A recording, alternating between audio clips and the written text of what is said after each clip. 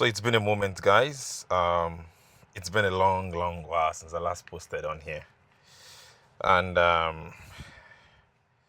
yeah, sorry for the hiatus. It's been so many stuff happening. A bunch of those videos that I posted in the last while were like quite old videos. I've moved places twice since that time, but I think I'm in that point now where I can start creating. By the way, before I get on to talking. We are doing a quick drive from Queensborough. It's a 32 minutes drive, supposedly 25 kilometers. And we'll be driving to Coquitlam. So part of the updates, I don't know that, I think I've probably made a video showing these new updates. There is no object in my path. So it just needed a nudge. Okay. I think it was just waiting for. Oh. So yeah, it's being a bully right now. Took not necessarily being a bully, but yeah, there are two cars coming in. This is a very narrow stretch, um, so you have to kind of give way for the next car to come in. So quick autopilot settings. I have it in hurry. Plus 15% maximum speed offset. I'm not going to be doing much highway driving, so it's going to be mostly inner city. I think I might be connecting to the highway a little bit. Actually, not really. So this should be pretty straightforward. I would only drive on the highway 1 for a very short stretch, so should be okay. So right now we're at 61%, so that estimated arrival should be 55%. It's a very hot day. You see right up here, 32 degrees Celsius. So I'm using the car is actually cooling it down to 20.5.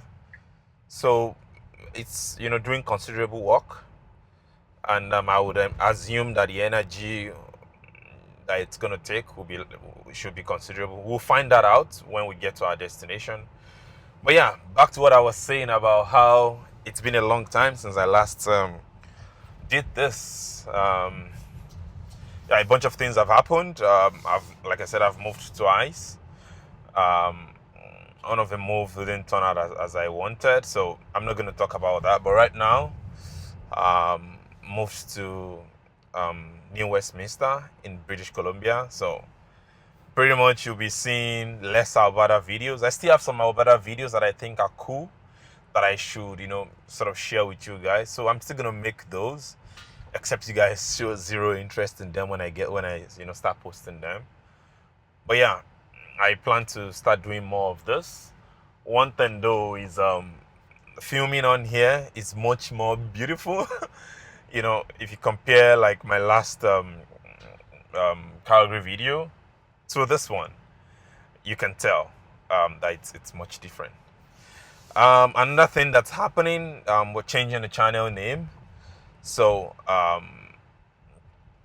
if you guys have been on here for a while, initially I was just using this channel, just dumping videos that I find fascinating without much edits on there. But then I started sort of putting work into it and sharing things that I find interesting in the world of EVs and whatnot. So one thing that like I said, I recently moved again, and one thing that this has enabled me to do is to cycle to work, which has been like a sort of like a rude awakening, to be honest. I didn't realize how much of my fitness was gone. Yeah, so back in the days when I was living here in Vancouver, I used to bike to work. Between 30 to 40 minutes bike ride. Easy slopes, nothing too difficult. But then, now imagine biking an hour 20 minutes, 20 kilometer biking. So I'm gonna start sharing stuff of that nature. And that's what I think has informed the change in name of the channel, the change in purpose, and also how much work I'm looking to put into sharing stuff on here. So I'm gonna be doing stuff like I said, driving. I love driving this car when I can, but I also like getting outdoors and being outdoorsy and all of that. So I'm thinking something along the lines of that will combine both the driving and the biking. If by the time I made this video, it already has a new name, good. Otherwise, maybe you guys would help me figure out a new name, but let me know what you think. Um, so today we're doing a quick drive. Like I said, we're driving to Port Coquitlam. So Vancouver is like a really small, in land mass, quite small, but Metro Vancouver is big. And Metro Vancouver encompasses, all the way from the west, West Vancouver, North Vancouver, the endowment lands are UBC, the city of Vancouver somewhere around here. Then there is Burnaby. There's also Richmond down south. Down south still, because oh, look at this dude. Did you see that? That was bold. Like, he went ahead. Like what a human. What a human would do. Anyway, back to what I was saying. Um, there is also Richmond down south. Then there's Delta down south as well. Ladna, Delta, Tuasin. Tuasin is like a First Nation territory, and that is where we have like the little enclave of Point Roberts. It's in the States. I should go visit there one of these days as well. Probably I'll drive down. I'm definitely not biking all the way to Point Roberts. So, and then if you move eastwards, as I was talking about Burnaby, there is Surrey, there is Coquitlam. Between that, there's Port Moody, there's Coquitlam, there is Boquitlam. So basically, like Burnaby plus Coquitlam, this is it right here, Boquitlam, which I find funny. I think it was a coinage, a very recent coinage. I probably should look into that. And then Port Coquitlam is just outside. I'm going to the Costco there. Want to fill up my propane, get a bunch of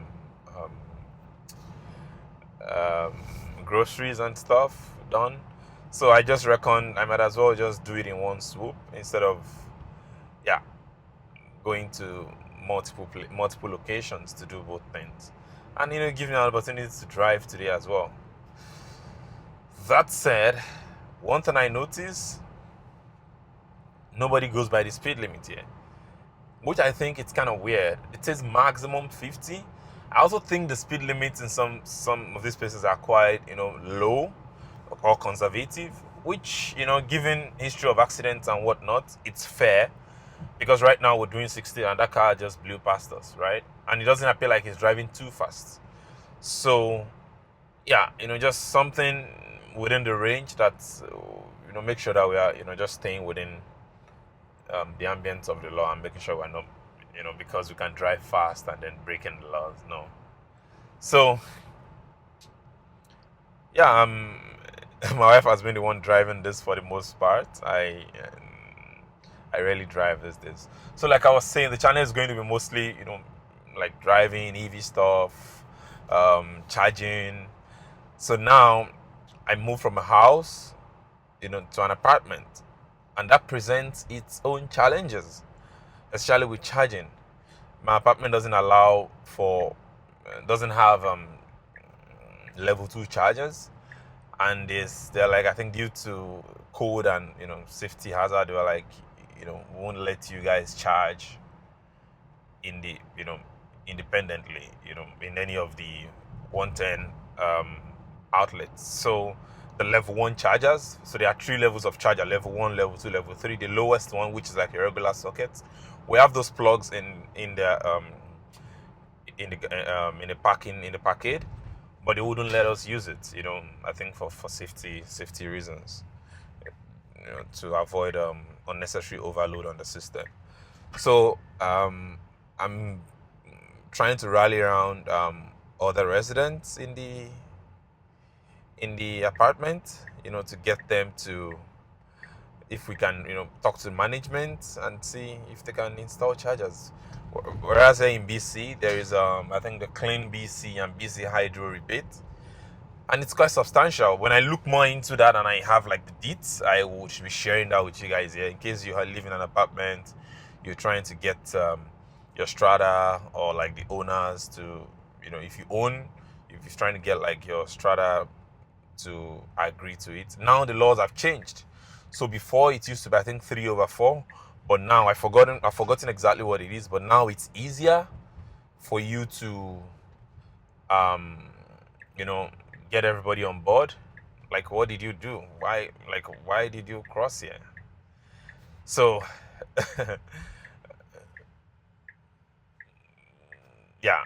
So he crossed into this lane, and then now he needs to go back. And this dude, even though this guy is like going left, he didn't allow me get in front of him. But blame FSD. So these are some of the quirks that happens. It's going to traffic it and indicates that it's going right or left, and then it figures, okay, you know what, I'm actually where I should be. But overall, I've not done any intervention. This has been smooth. My legs are, folded. I'm not, touching anything. But I'm paying full attention. I need to make this clear. I find that in some videos that I posted, this was, Calgary videos anyway. Some person saying, oh, drivers are not safe anyway. And you are now introducing this that is driving itself. It's not safe. You know what I find? This is safer than a regular person. And I'll give you, a bunch of reasons. One, the reaction time. So if I see something, before I react to it, with this, it's all camera-based system.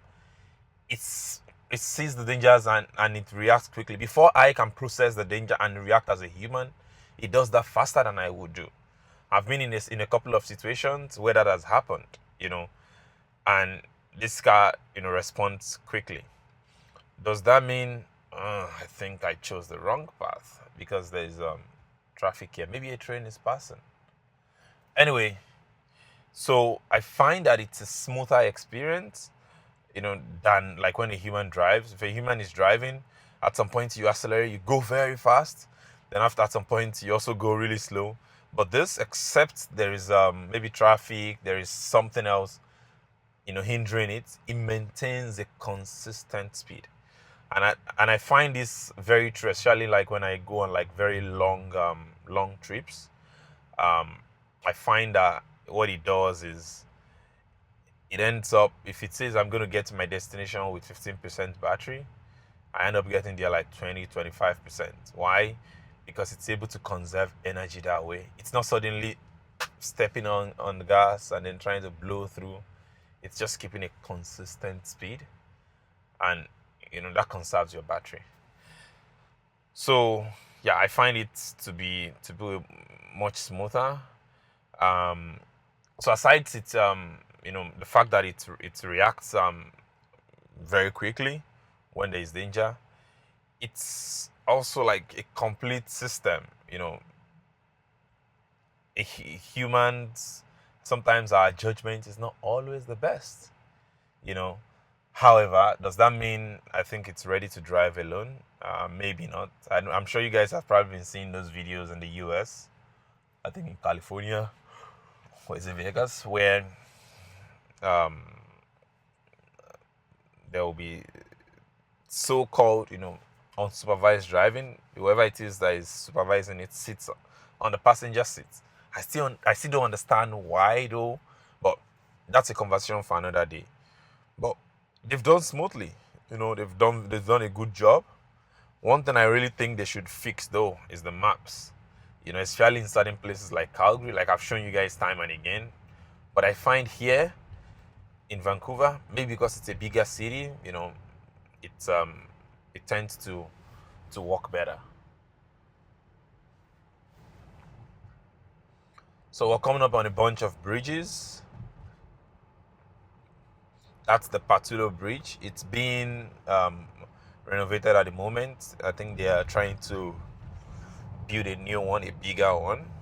So Once that happens, it should make things difficult. This is the skid row of Near West, where you find like a bunch of the homeless and unhoused. Anytime I drive through here and I see that, I actually feel sad, because no human should have to, live under the bridge. No human should have to live like that, And in a country so-called first world, country as developed as Canada, the fact that there is a section of the population, and it's growing bigger by the day. It's growing bigger. It's sad, It is sad.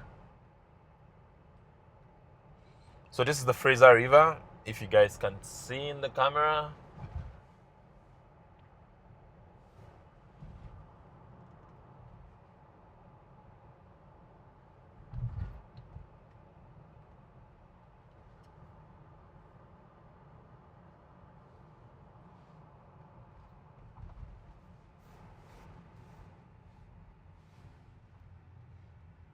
So this bridge is for like the CN train, and I think the CP train as well.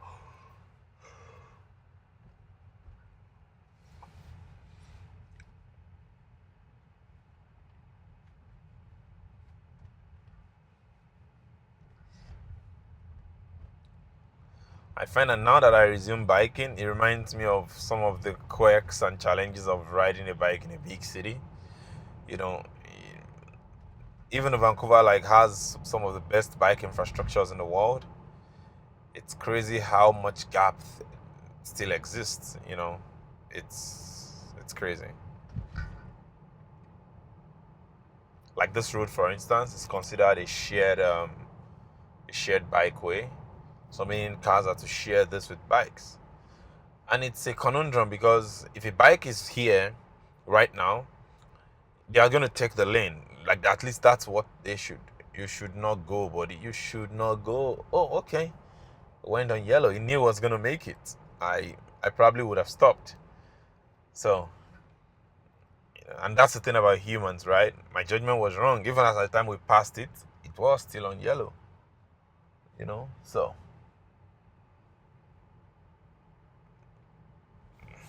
But it seems to somewhat know how long the light will stay for. But yeah, it's a beautiful day driving right next to the Fraser River. And to my left here is New Westminster. Yeah. The Royal Columbia Hospital, yeah, it's just straight ahead, but we're not going to be going through that. We'll be going through the back to connect onto Highway 1. Yeah.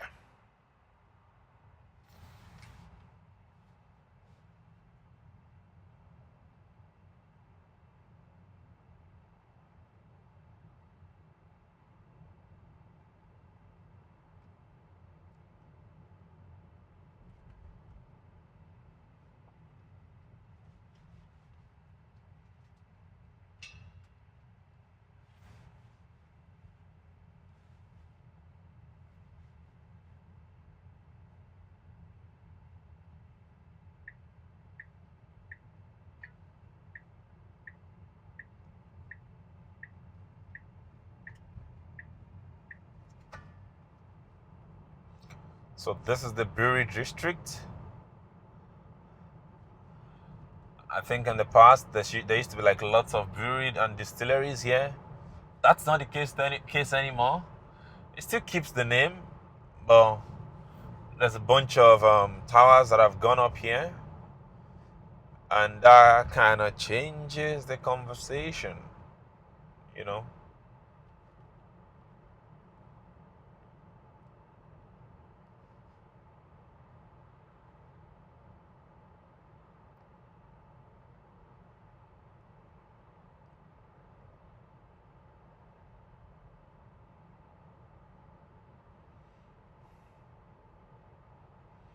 So if I want to make sure it keeps up with traffic speed, even though it's kind of set to maximum 15% offset, all I just need to do is to roll this up. You see, it can go as high as possible, and then it stays, keeps up with traffic. But what I find is, if it feels that it's going to be unsafe, Like even though I rolled it up to like 80 something, like 90, it knows that it's gonna come to a stop soon. You know, it sort of didn't mind me and just stayed on. So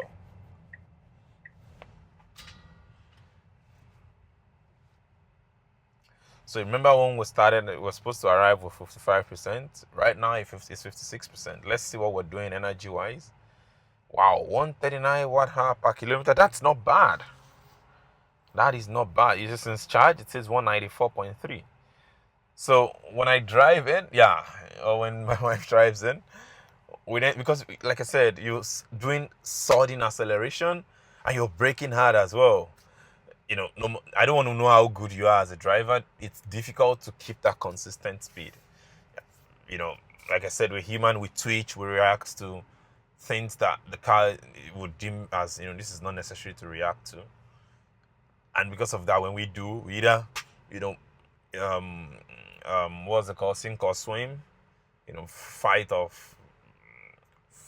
flight. Yes, I was gonna fight or flight. Yeah, either we accelerate or, you know, kind of withdraw, brake, you know. So, but yeah, it's been smooth. I'm gonna see what it's gonna be by the time we arrive at our destination.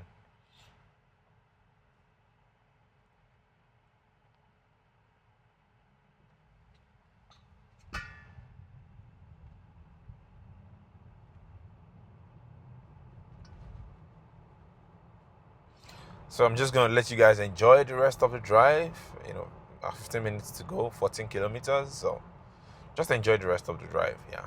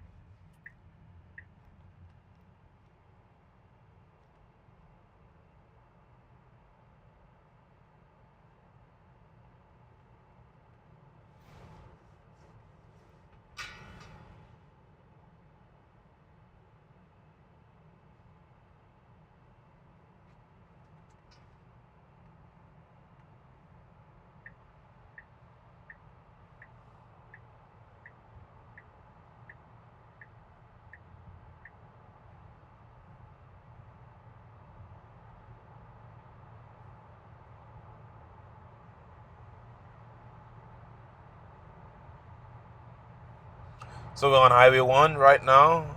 Like I said, it's gonna be for like a very, very short stretch. We should be merging on to, I think, United Boulevard it should be. Yeah. When we're looking to move, Coquitlam was one of the places we considered. Coquitlam as well, Maple Ridge. But we chose Newest because of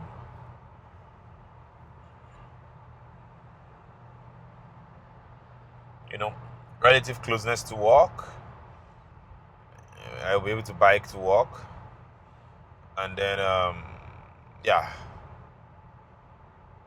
also not crazy expensive. At least the place we found.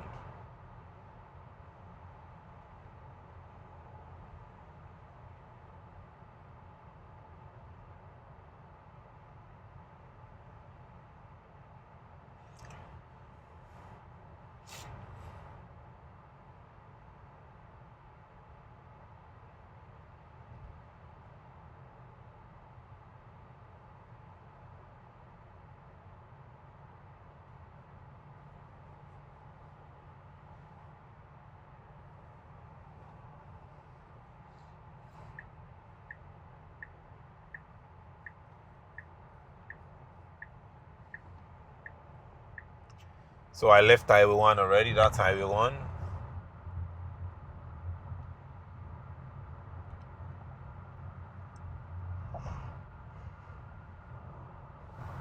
If I'm going into Coquitlam, I think I would take that United Boulevard. But no, this is Poco. Port Coquitlam, popularly called Poco.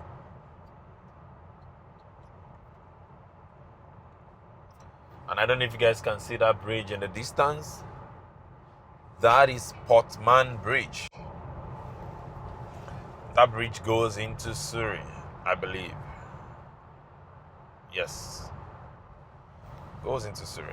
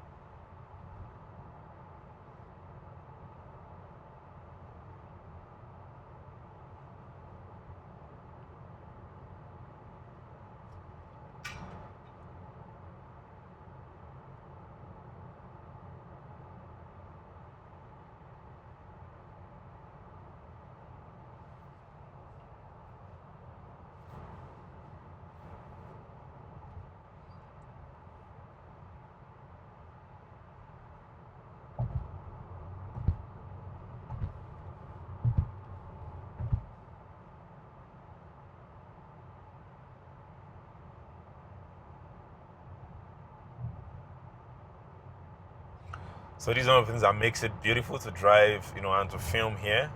You see all of these trees? Yeah. You find this pretty much everywhere in Metro Vancouver.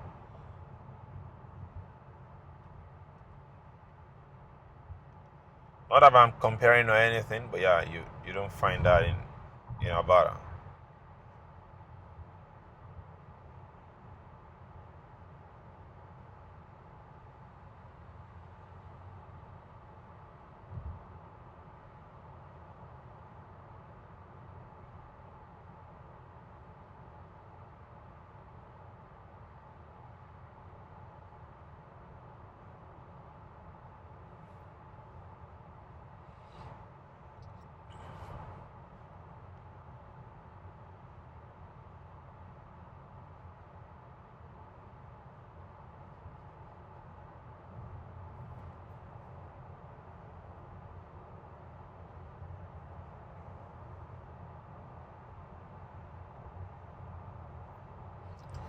And the technology has kind of really advanced. There was a time when, you can't wear this kind of glasses. The car would always, blink and say, I can't see your eyes. But now I'm wearing this thing. It looks really dark. But the car can still see me. It isn't prompting me to put my eye on the screen or warn me or anything. So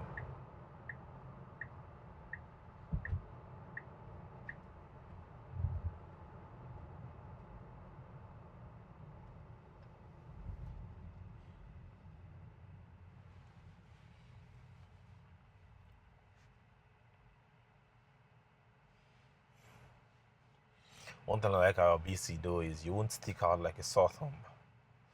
Although in Alberta it was beginning to change too.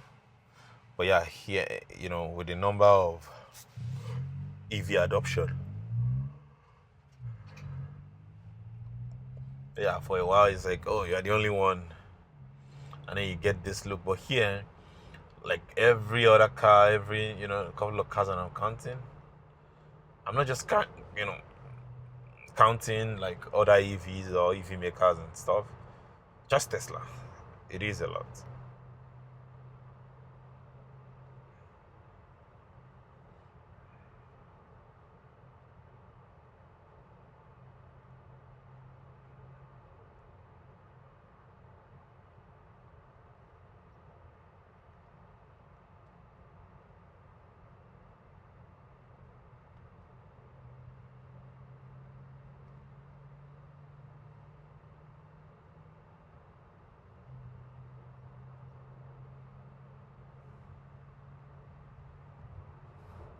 So, welcome to Coquitlam. We're on the busy stretch, 78th highway it is.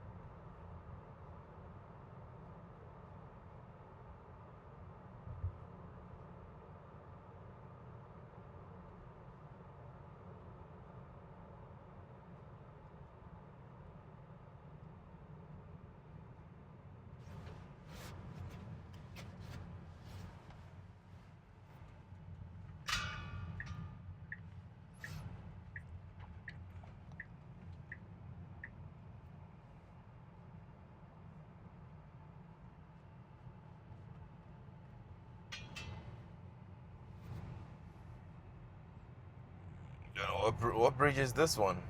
Oh, this is Pitt River Bridge. Okay. It's still the Fraser River that runs through all of them. So,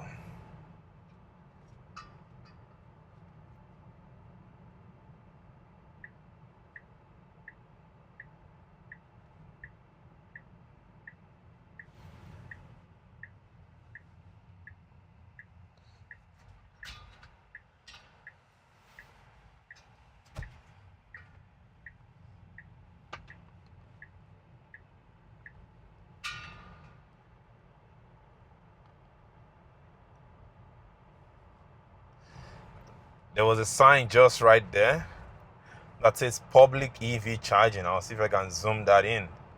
Public EV charging. So people are now using, I think it's for a liquor store. People are now, I should have actually, okay, anyway, I think I should be able to go around and come there. People are now using charging to advertise. Can you imagine that? Neat. Like, we're getting there. So, Elon might be a horrible person. I might not like him or, whatever. I don't, that's not a conversation for now. But to deny the fact that this is like one solid piece of machine, will be a disservice to yourself. This is one solid piece. It is.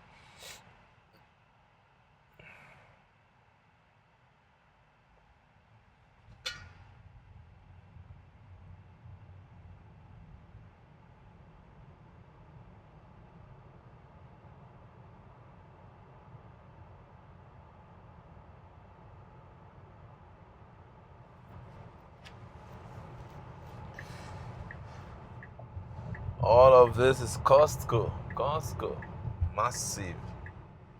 So we've done it from 55% to 57%. How much did we spend in energy? 137 watt hour per kilometer. That is good. Anyway, so thanks for riding with me. It's been smooth. One more thing I want to see if it's going to pull itself into a parking lot. Will it put itself into a parking stall? Do you see something? Because I can see, those are like in my blind spots. I saw a spot. I might lose out on the spot because I'm doing FSD testing. I saw a spot there that I could have taken, but I didn't take it. So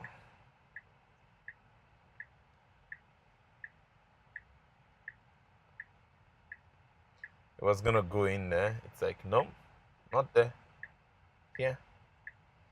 This is a massive Costco lot.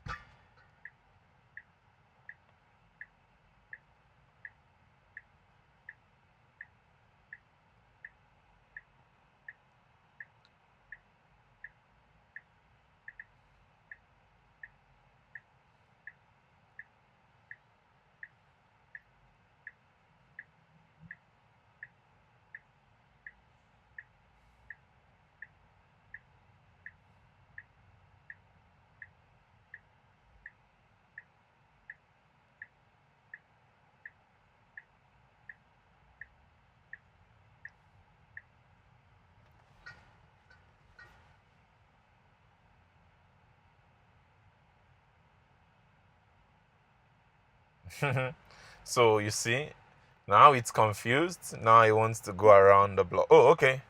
It's just gonna park me here. So I know this is not a parking spot. So I'm just gonna get out of here and then go find a spot. I see a spot right next to. Yeah, I actually do like parking next to next to the trolleys. So now that I picked a spot, I'm going to let it do its thing.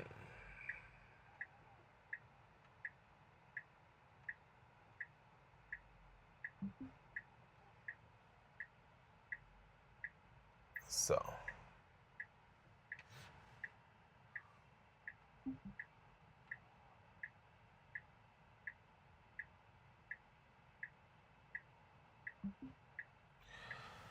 So, yeah, tell me if this is not cool or if this is not really functional. You see, he spotted the lady. She doesn't even, she's not even paying attention or anything, but he spotted her and he waited for her. Okay, so she's not going to go across. She's going to pick a cart. So now I can park. So smooth, safe, easy. You just need to stay alert and and pay attention. Thanks for riding with me. I will see you guys on the next one. Cheers.